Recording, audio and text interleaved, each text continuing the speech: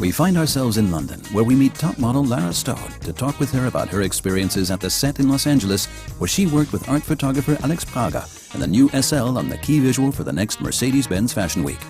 It was probably one of the most kind of exciting sort of shoots I've ever done, because it was so very different from what I usually do. And I think because there was this whole story and this whole concept behind, you know, what was happening to me as the kind of the girl in the story, and what was going on with the car, of course. And you know, it was great fun, and it was very exciting. And Alex was really wonderful. She was such a great pleasure to work with.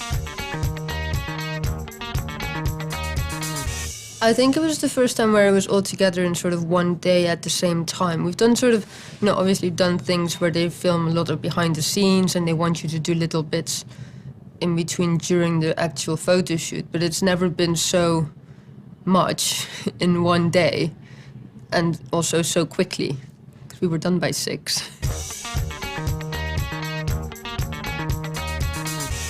I know, it's like the weather sort of did exactly what it was meant to at that time. And there was like the clouds, but the blue sky, and you had the sunset and the rainbows and the rain, and you had just pretty much everything all at once.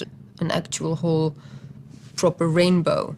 And I don't know, it was really magical. And I was hanging there in my harness above the car with my luggage. It was beautiful. And it was lovely because it was, you know, with Alex and her team, they're so organized.